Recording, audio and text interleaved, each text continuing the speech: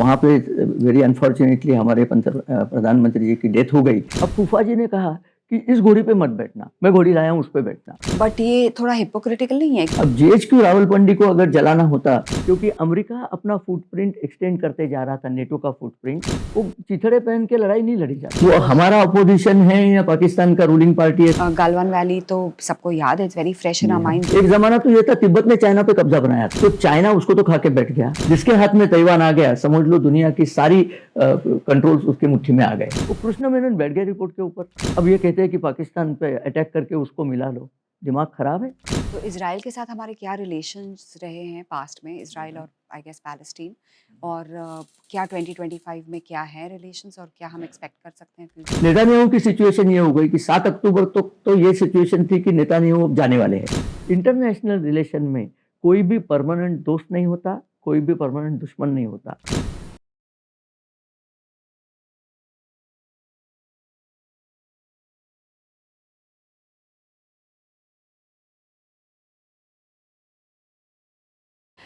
आजकल हम जब भी न्यूज़ देखते हैं ना, हमें बस यही देखने को मिलता है, India and America, India and China, India and Russia, India and the UK. तो इसीलिए आज मैंने सोचा that we'll get you a foreign relations and a geopolitical expert. तो आज हमारे साथ है चंद्रशेखर नेने। वो एक वेल नोन एक्सपर्ट हैं जो काफ़ी आर्टिकल्स लिख चुके हैं, लेक्चर्स दे चुके हैं और काफ़ी वेल नोन न्यूज़ चैनल्स में एज अ पैनलिस्ट अपीयर कर चुके हैं।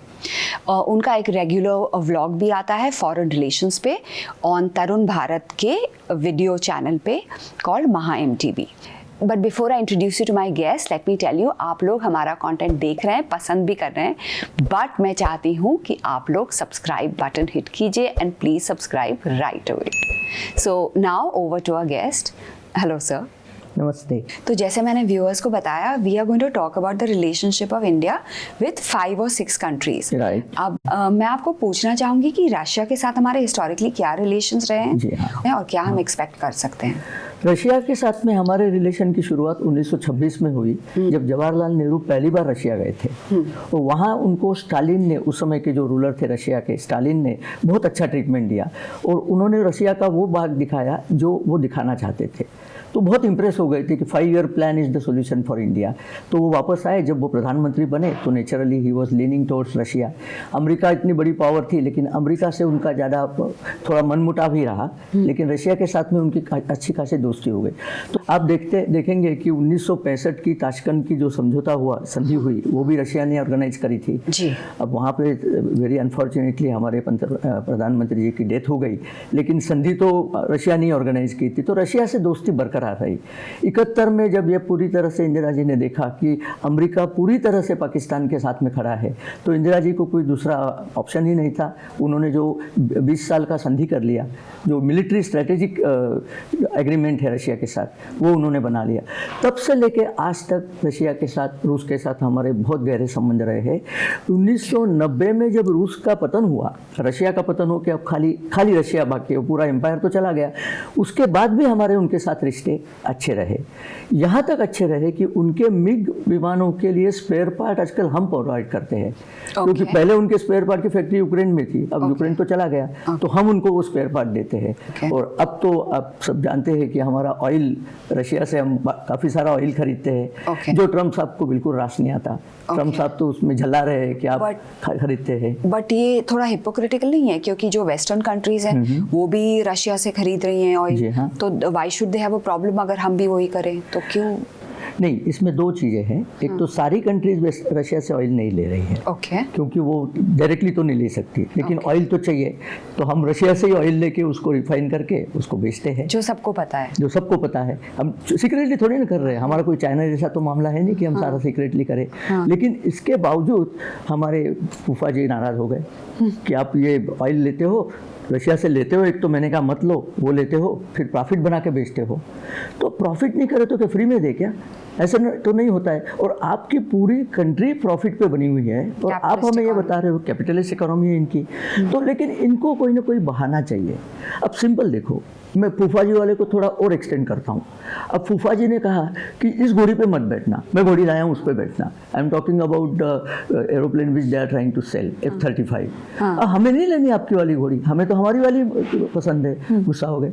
उनको कुछ भी करो, उनको गुस्सा होना ही है। उनका प्रॉब्लम ये चल रहा है आजकल घर में मतलब उनके घर में नहीं, लेकिन अमेरिका में तकलीफ चल रही है।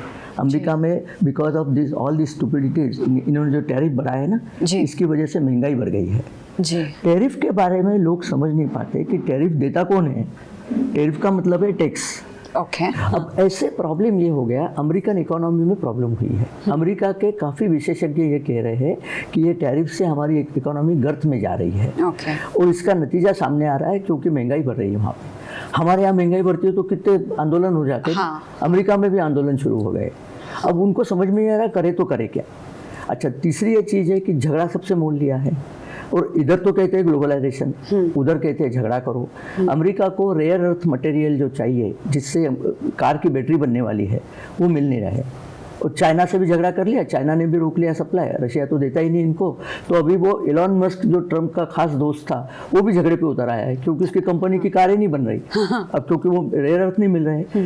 Modi ji was very wise, उन्होंने रेयर अर्थ का समाधान पहले ही ढूंढ लिया है। इसीलिए वो ब्राजील से बात कर रहे हैं, अफ्रीका में कई देशों से बात कर रहे हैं। हमने अपना सप्लाई ऑर्गेनाइज कर लिया है। लेकिन इस सब की वजह से अमेरिका की एक तो इमेज खराब हो गई है, और दूसरा वो अपने लोगों से झगड़ा भी चल रहा है। कनाडा से कनाडा तो इनका खास नेबर है, उनसे भी झगड़ा। ब्राजील, मेक्सिको तक ने उनको कह दिया हम आपको टमाटर नहीं देंगे। अब मेक्सिको की इतनी हिम्मत कि इनको टमाटर नहीं दे। लेकिन ये प्रॉब्लम हो रही है, और इससे निकलने का कोई जरिया है नहीं। और जाके गोद में किसको लिया है? पाकिस्तान को, जो दुनिया का सबसे थर्ड रेट कंट्री है, जो टेररिस्ट कंट्री है, जिसने ओसामा बिन लादेन ने, जिसने न्यूयॉर्क के वर्ल्ड ट्रेड सेंटर के टावर्स गिरा दिए, उसको जिसने शरण दी, उसको इन्होंने शरण दी है। तो अभी हम पाकिस्तान की बात कर रहे हैं, और कल ही रेवोल्यूशन हुआ है, इंडियन एयरफोर्स चीफ ने जो प्रेस कॉन्फ्रेंस किया है। तो क्या रीज़न हो सकता है जो कल ही बाहर आया है कि अमेरिका पाकिस्तान को इतना प्रोटेक्ट और प्रमोट कर रहा है? क्या रीज़न हो सकता है? मेरे ख्याल से हुआ ये है, जो अमेरिका वो ऐसे है, बोलते हैं ना कि हमें कुछ हुआ है लेकिन हम कह नहीं सकते, डॉक्टर से ही बताएंगे, बाकी लोगों को पता है। कुछ गलत बीमारी होती है तो ऐसे किया जाता है ना। तो अमेरिका की गलत बीमारी ये है कि उन्होंने अपने जो एटॉमिक्स थे, एटॉमिक वेपन, वो पाकिस्तान में रेंट पे रखे हुए थे, और इंडिया ने उसको उड़ा दिया। हमारे एयरक्राफ्ट ने जब सरगोदा में वो किराना हिल्स को उड़ा दिया, तो इनकी एटॉमिक स्टोरेज बंद हो गई। और नूर खान एयरबेस को उड़ा दिया, तो उनका जो एटॉमिक पावर का कंट्रोल था, कंट्रोल सेंटर था, वो भी उड़ गया। अब इससे अमेरिका झलाया हुआ है। आपने देखा होगा, जब किराना हिल पे जब हमने बॉम्ब डाले, तुरंत अमेरिका से 2 एयरक्राफ्ट निकले थे। एक एयरक्राफ्ट आया था रेडिएशन चेक करने, और इजिप्ट से बोरान की वो खनिज लेके आ रहे थे, क्योंकि बोरान की खनिज अगर रेडिएशन आता है उसको सौंकने के लिए डाली जाती है। इसका क्लियर इंडिकेशन था। अच्छा, अमेरिका को ये करने की क्या जरूरत थी? पाकिस्तान कम से कम रिक्वेस्ट तो करता। लेकिन इनकी अपनी वाली गाड़ी जो गैराज में रखी थी, वो गैराज पे बम पड़ गया ना। तो मैकेनिक्स तो अपनी गाड़ी के लिए आएंगे, इसके लिए वो आए थे। और ये मेन रीजन है वाई वो झलाए हुए है। इतने दिन उन्होंने हमें उल्लू बना के रखा था, शायद, या शायद हमें पता भी था। आपको पता है, वो एयर मार्शल साहब जो प्रेस कॉन्फ्रेंस में थे, उनको पूछा किराना हिल्स उड़ा दिया, वहाँ पे तो पाकिस्तान ने अपने न्यूक्लियर वेपन रखे थे। उन्होंने स्माइल करके, अच्छा मुझे नहीं पता था, beautiful answer with small wry smile. तो ये मेरे ख्याल से खास रीज़न ये है, ट्रम्प झलाया हुआ है। अब झल्लाने के अलावा वो कर भी क्या सकता है?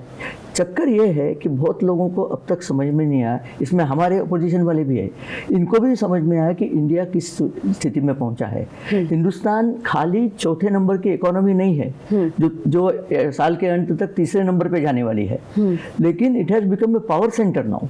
अब वो पहले वाला हिंदुस्तान नहीं रहा कि कोई भी बोलता था लाइन में आ जा, वो वाला चीज बची नहीं है। अब हम कहते हैं लाइन हमारे से शुरू होगी, वो अमिताभ बच्चन वाला डायलॉग है ना, तो लाइन यहाँ से शुरू होने वाली है। आई थिंक ये आपके व्लॉग्स की खास बात है कि आप ये जो इंटरनेशनल रिलेशन है, फॉरेन रिलेशन, आप एकदम सिंपल तरीके से समझा सकते हैं जो लोगों को समझ में आता है। तो अब आते हैं, क्या बोल सकते हैं, फेवरेट नेबर के पास, पाकिस्तान।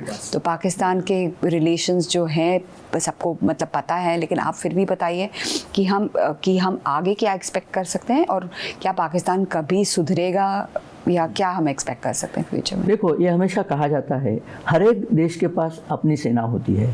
पाकिस्तान एक देश है जिसके सेना के पास अपना एक देश है पालने पोसने के लिए। बड़ा उल्टा सिस्टम है वहाँ पे। अच्छा, सेना, पाकिस्तान जैसे देश को इतने बड़े सेना की जरूरत ही नहीं है।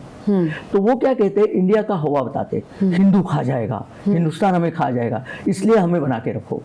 आज तक तो दुकान चल गई, लेकिन इमरान खान को जब जेल में डाला तो दुकान उलट रही है, क्योंकि वहाँ के लोग ही सेना पे जलाए हुए हैं। अब GHQ रावलपिंडी को अगर जलाना होता तो हमें तो पता नहीं करोड़ों खर्च करने पड़ते। वो फ्री में हो गया क्योंकि इमरान ने लोगों को भड़काया, लोगों ने जाके वहाँ जला दिया।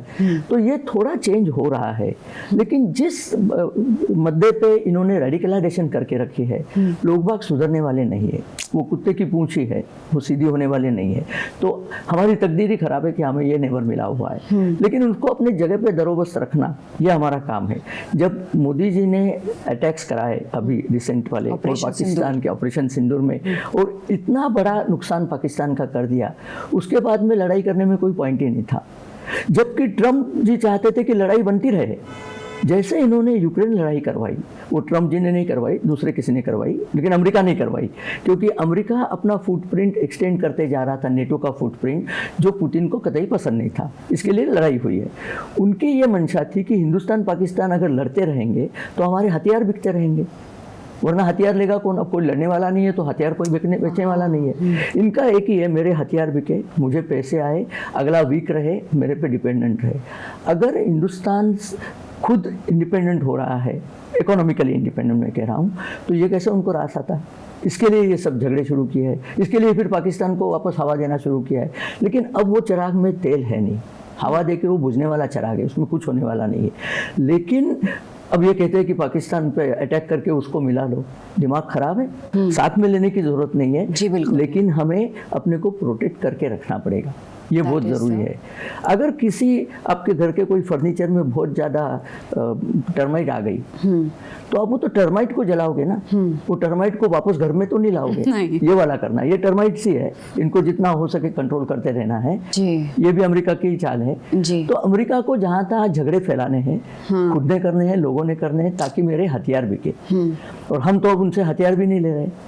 इनका जो हम तो F-35 की बजाय Su-57 लेने की बात कर रहे हैं। क्यों ले रहे हैं ये भी लोग समझ नहीं पाते। रशिया हैज़ टोल्ड अस कि हम उसको यहाँ मैन्युफैक्चर कराएंगे। अब रशिया मैन्युफैक्चर करेगा कहाँ? उसके आधे कंट्री तो भाग गए 1990 में, आधी फैक्ट्रीज भी चली गई। तो they will manufacture it here and just like BrahMos has been the most successful experiment in arms manufacture by 2 countries. ये जो ब्रह्मोस बना है ना मिसाइल, ये इंडिया एंड रशिया की कोलैबोरेशन से बना है। उसका नाम भी ब्रह्मपुत्रा और मॉस्को रिवर जो मॉस्को के बाजू में है उन पर लिखा हुआ है, ब्रह्मोस करके बनाया हुआ है। और दुनिया का बेहतरीन, सबसे बेहतरीन मिसाइल ये बन चुका है, और सबसे घातक। खाली बेहतरीन नहीं है, बहुत अच्छा दिखता भी है, लेकिन मारता भी अच्छा है। तो अभी रशिया ने कहा कि S-800 भी हम इंडिया में बनाएंगे। तो India is going to grow on a big scale. India is already a super power. आपने जो कहा, I would like to add a special note of appreciation, जो I am sure you will agree with me, for our Indian army. जैसे the Pakistan is a country run by its army, and here we have our army so strong, so democratic, and always standing quietly and supporting the nation and standing in the background. So it is really, हम जो power बने हैं जी, वो 2 कारण बने हैं। एक तो हमने अपनी इकोनॉमी सुधार ली, उस इकोनॉमी से हमने अपनी आर्मी को मॉडर्नाइज कराया। हाँ। एक जमाना ऐसा था इनके पास बुलेट प्रूफ जैकेट्स नहीं थे। हाँ, मुझे आर्मी के लोग मरते रहे तो इन्हें क्या फर्क पड़ता है। जो उस समय के जो राजनीतिज्ञ थे, जो सरकारें थी, उनको आर्मी से कोई लेना देना थे। पंडित नेहरू ने तो यहाँ तक कहा था कि मुझे तो आर्मी चाहिए ही नहीं, मैं तो शांति का पुजारी हूँ, मुझे खाली कबूतर ही चाहिए। अब कबूतरों से तो कुछ होता नहीं। बॉम्बे में भी आप देख रहे हो कबूतरों को हम भगा रहे हैं क्योंकि उनसे बीमारियां फैल रही है। तो ये आर्मी को नहीं तवज्जो देते थे। 1962 की जो हमारी हार हुई है चाइना से, उस हार का एक कारण ये है कि आर्मी के जो जनरल थे, जनरल SPP थोरात, जिनकी आज 33वीं बरसी है जनरल थोरात की, बहुत कैपेबल जनरल थे। उन्होंने एक रिपोर्ट बना के दी थी नेहरू को कि भाई हम किस तरह से चाइना से निपट सकते हैं। अब हार गए हम, तो नेहरू जी ने आके पूछा आप कह रहे थे, हार कैसे गए?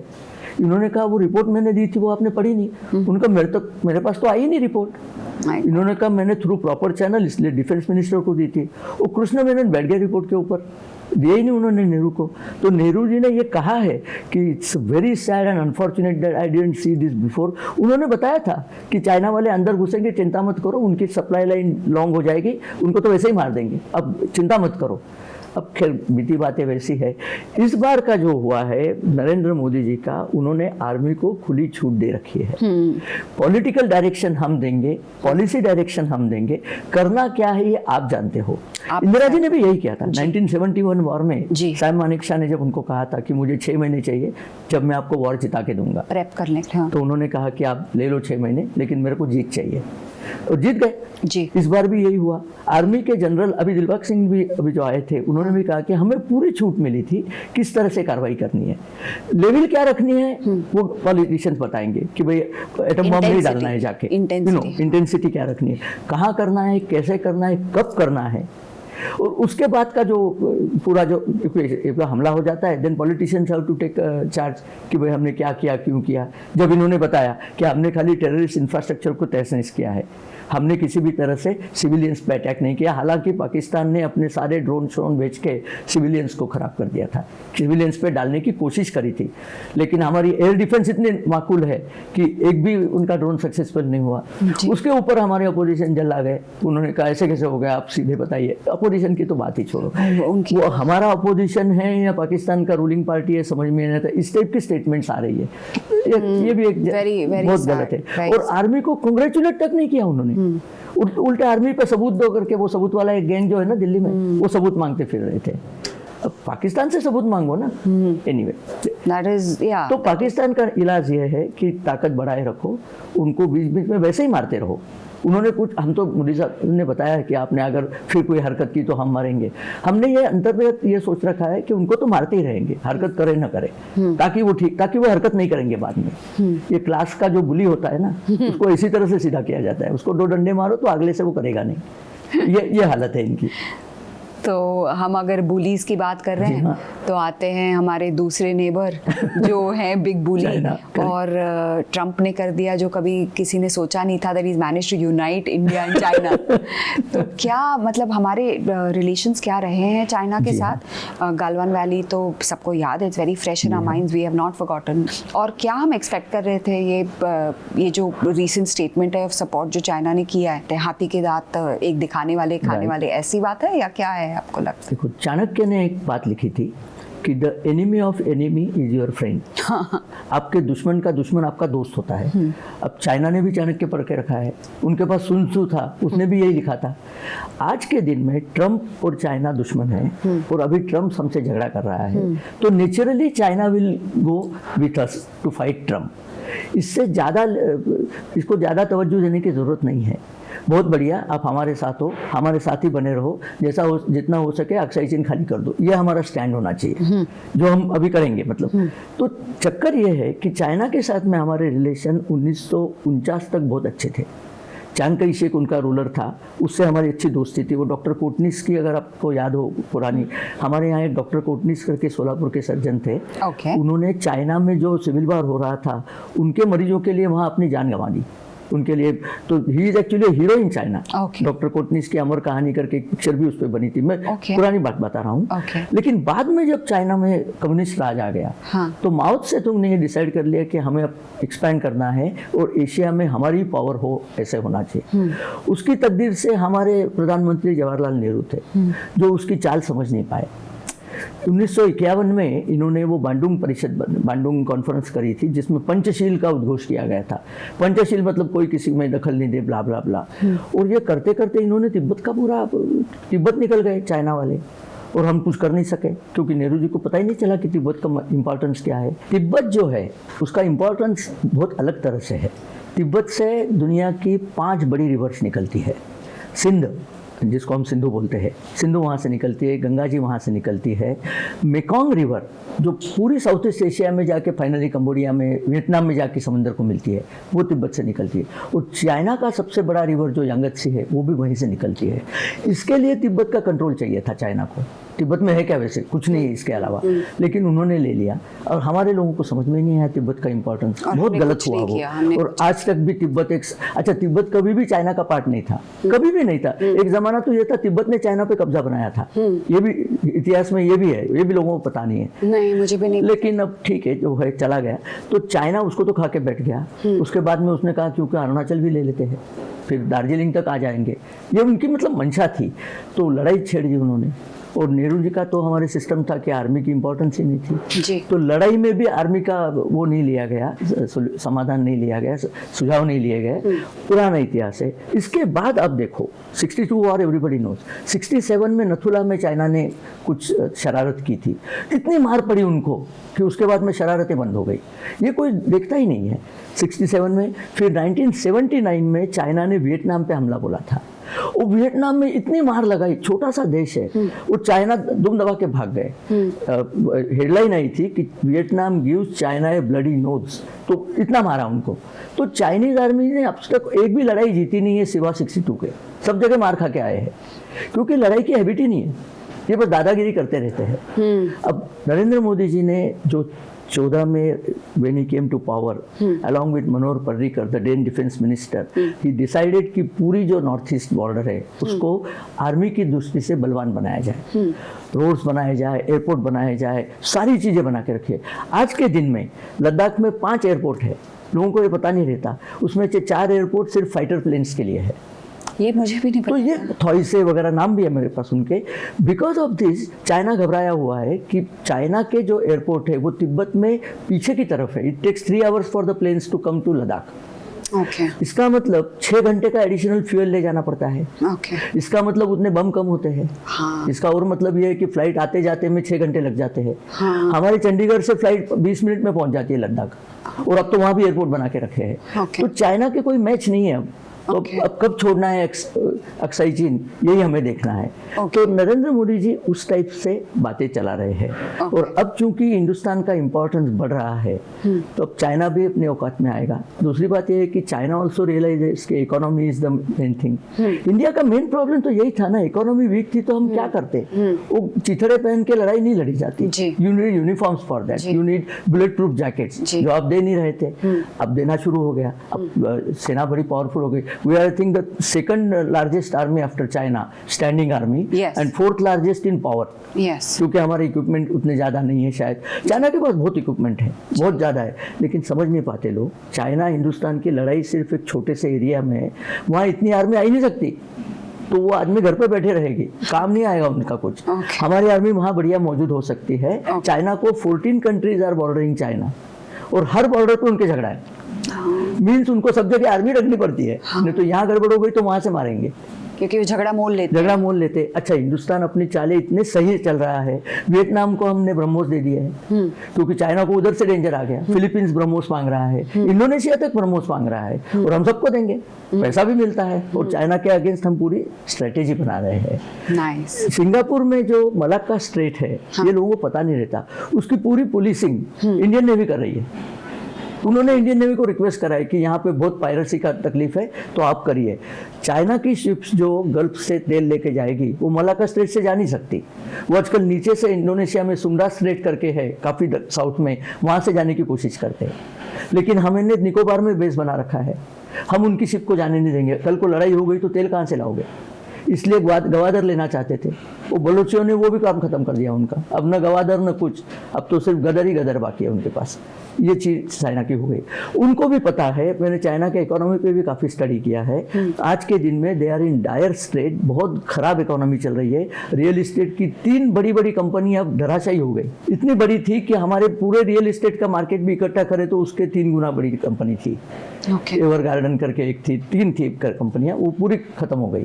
और ख़त्म इस तरह से हो गई, ये भी लोगों को पता नहीं रहता। हम यहाँ क्या करते हैं, हम घर लेते हैं, हम EMI भरते हैं, हम घर के अंदर जाते हैं, उसके बाद में तो EMI शुरू होगा ना, पहले से तो नहीं देते। चाइना में EMI पहले शुरू होता है, उसके बाद कंपनी डूब गई तो आप भी डूब गए, घर ही नहीं, EMI चलता रहेगा, या नहीं जाएगा तो भी आप तो पैसे दिए हैं। तो people are angry, people are very dissatisfied in China. तो ये उनका ज़्यादा दिन तक चलने वाला नहीं है। अच्छा, शी जिनपिंग का अमर तो है नहीं, बुढ़े भी तो हो चुके हैं, कभी तो कभी जाना ही है उनको भी। तो ये सीन ये है कि चाइना नाउ नीड्स फ्रेंड्स। और यूएसए से झगड़ा अलग से करना है ताइवान की जगह, और यूएसए ताइवान को जाने नहीं देगा, क्योंकि ताइवान में दुनिया की सबसे ज्यादा चिप्स तो वहां बनती है। जिसके हाथ में ताइवान आ गया, समझ लो दुनिया की सारी कंट्रोल्स उसकी मुट्ठी में आ गए। इसलिए अमेरिका ने 2 एयरक्राफ्ट कैरियर के ग्रुप वहाँ रखे हुए हैं कि चाइना वहाँ कुछ नानुकुर न करे। तो इस सिचुएशन में चाइना ये चाहता है कि रशिया, इंडिया, चाइना की एक वो बने, फ्रंट बने। तो जिस तरीके से हम चाइना को हैंडल कर रहे हैं वो बिल्कुल सही कर रहे हैं। और अमेरिका को ताक पे रखा हुआ है हमने। तो अभी अमेरिका इस वरीड कि मेरे विमान कौन खरीदेगा, क्योंकि उनके सारे हथियार और चाइना के भी सारे हथियार ऑपरेशन सिंदूर ने नकारा ठहरा दिए। तो nobody is wanting to buy that. Immediately orders का तांता लग गया डीआरडीओ के पीछे जी। ये हिंदुस्तान की ताकत है, which is great news actually, क्योंकि ये खाली हथियार नहीं होते, फिर इसकी सप्लाई होती है, फिर स्पेयर पार्ट होते हैं, फिर आर्मी असिस्टेंस होता है। तो you are forming a group of nation. Right. और ये कब से शुरू हुआ, ये कोई बात नहीं कर रहा। वसुधैव कुटुंबकम जो नरेंद्र मोदी जी ने बताया कि सारी दुनिया एक फैमिली की तरह ट्रीट करो। और ये कोविड वैक्सीन की टाइम हमने दुनिया को दिखा दिया। हमने 140 देशों को फ्री में वैक्सीन दी है इंडिया ने, और चाइना में फ्री में उनको कोविड दिया है। तो लोग समझते हैं कि कौन सा देश किसको क्या मदद कर रहा है। That's why you see all this ground swell in support of India. तो वहां से भी कुछ ज़्यादा झगड़ा होने की संभावना नहीं है उस हिसाब से। तो हमने बात की चाइना की, और एक और लीडर ऑफ द नेशन है जो इन्होंने पब्लिकली एक्सप्रेस किया है सपोर्ट फॉर इंडिया, इज़राइल के जो प्राइम मिनिस्टर हैं। तो इज़राइल के साथ हमारे क्या रिलेशंस रहे हैं पास्ट में, इज़राइल और आई गेस पैलेस्टीन, और क्या 2025 में क्या है रिलेशंस और क्या हम एक्सपेक्ट कर सकते हैं फ्यूचर? जी हाँ, इज़राइल एक एज ए कंट्री हिंदुस्तान की जैसा ही वो 2000-5000 साल पुरानी सिविलाइजेशन है। हालांकि उनको देश 48 में बना है, उसके पहले तो देश अरब देशों में बट गया था।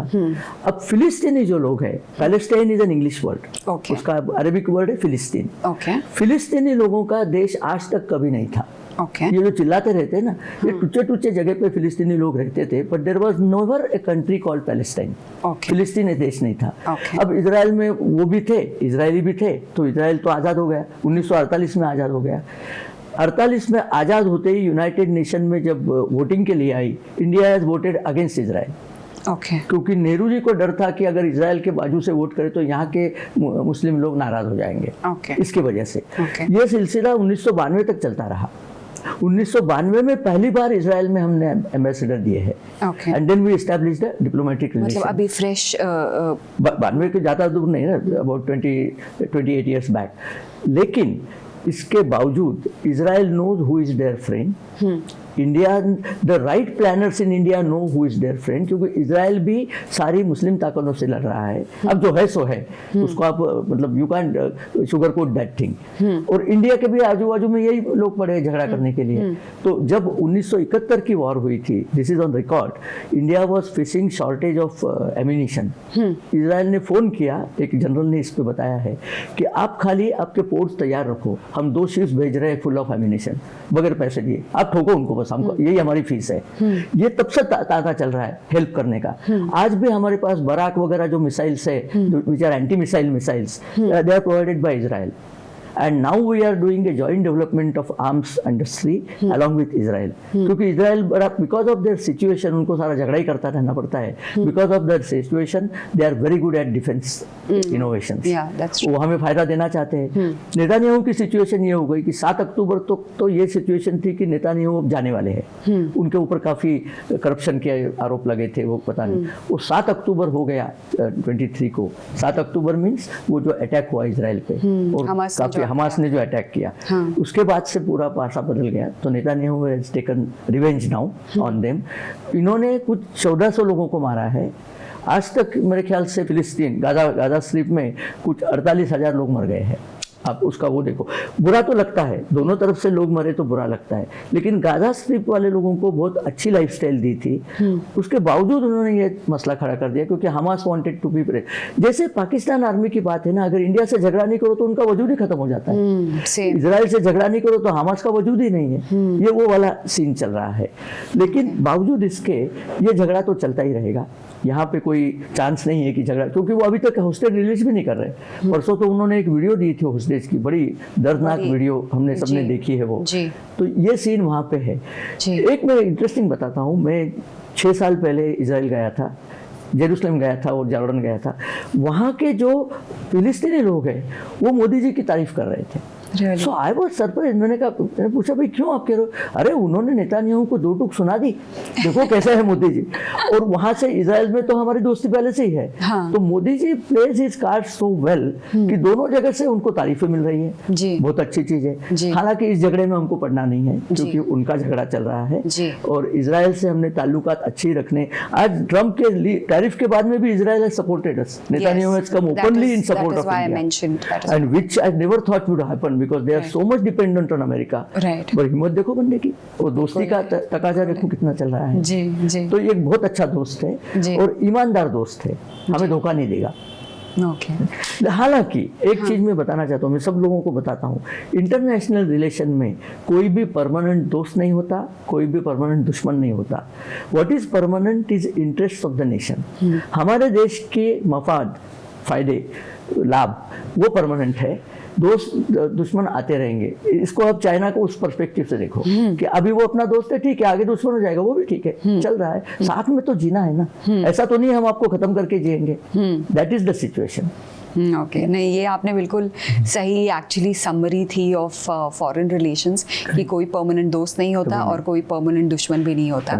तो जब हमने बात की of the changing geopolitical scenario, मैं आपसे पूछना चाहूँगी पहली बात तो what do you think will be India's role in the changing world order, और इंडियंस क्या एक्सपेक्ट और लुक फॉरवर्ड कर सकते हैं? So I think this is the final. अच्छा क्वेश्चन आपने पूछा। चेंजिंग वर्ल्ड ऑर्डर हो रहा है, ये तो सब देख ही रहे हैं। आपको पता है 1700, the year 1700, India had the highest GDP of the world of 36%. No, I didn't. And China was at 28%. Okay. अच्छा, अमेरिका तब था ही नहीं। मतलब अमेरिका को आप इक्वेशन से निकाल दो तो Europe was in the MERS, you know, रेंगने वाले जैसे यूरोप का सीन था। Industrial revolution turn the tables और आज इंडिया का जीडीपी वर्ल्ड जीडीपी के 6 या 8% पर पहुंच गया है। तो हमें काफी आगे जाना है। बट ये दर्शाता है, ये डेड इकोनॉमी की बात कहाँ से? अरे ये तो बहुत अच्छा है, ये हमारे फूफा जी फिर बोल गए उस पर कि भाई आपके यहाँ तो डेड इकोनॉमी चल रही है। अरे जो इकोनॉमी वर्ल्ड बैंक और IMF दोनों अमेरिका में है, दोनों अमेरिकन कंट्रोल्ड है, वो दोनों कह रहे हैं the fastest growing economy in the world is India. 6.5% की ग्रोथ रेट है और उनका आगे फ्यूचर भी ब्राइट है। और जबकि अमेरिका का ग्रोथ रेट वो 2.1%, उसको आप 1.5 बता रहे हो, तो आप तो बिल्कुल मतलब जमीन के नीचे ही हो ना। हम 1.5 है तो आप तो जमीन के नीचे भी धस गए हो। तो ये गुस्से में कहने वाली बात है, इसको दिल से नहीं लेते। लेकिन दुनिया में कुछ ऐसे लोग होते हैं, हमारे यहाँ विपक्षी नेता उसको दिल से ले लेते हैं और वो भी वही बताने लगते हैं। ये तकदीर का, जैसे हमारे गलत नेबर है वैसे ही गलत विपक्ष भी है। इस देश को अपनी राइटफुल पोजीशन मिलने जा रही है। I will give a message to every Indian, we are proud citizens of an independent country. Independent संप्रभुत्व जिसको कहते हैं, सॉवरेनिटी, उस देश के हम नागरिक हैं। इसलिए ट्रंप ने कहा कि आप टैरिफ मान लो, तो हम टैरिफ मानेंगे नहीं, हम तुम पे दुगना टैरिफ लगाएंगे। ये ताकत हमारे पे आ गई है, इसको भूलना मत। और तुम्हें इसको आगे लेके जाना है और बहुत अच्छा है, पतवार बड़े सही कप्तान के हाथ में है, ये जहाज जरूर आगे जाएगा और इंडिया का झंडा जो है सारे विश्व पे गाड़ के रहेगा। जी बिल्कुल, ये तो बिल्कुल परफेक्ट एंडिंग हुआ। और आई थिंक आपने जो परफेक्टली एक्सप्लेन किया है ना, along with history with each nation, it was a complete overall perspective for us. तो बहुत ही अच्छा रहा। Thank you very much, thank you for inviting me. No, you are most welcome and I hope कि अगली बार हमें कोई doubt हो या हम कुछ जानना चाहते हो फॉरेन रिलेशंस के बारे में, आप जरूर फिर से आएंगे। I will be most happy to do that. Thank you so much. Thank you so much. Thank you. As a token of appreciation, we also want to present our guest with a hamper from Arc Oils. It's a cold pressed cooking oil brand which is woman owned and it's founded in Pune. It's full of nutrients, it's full of flavors, it's full of antioxidants, and it makes your meals more wholesome and tastier. Make sure you check it out. I use this as well, so it's there in the description box and also in the text below. Thank you, sir. Thank you very much, Sampada. Thank you.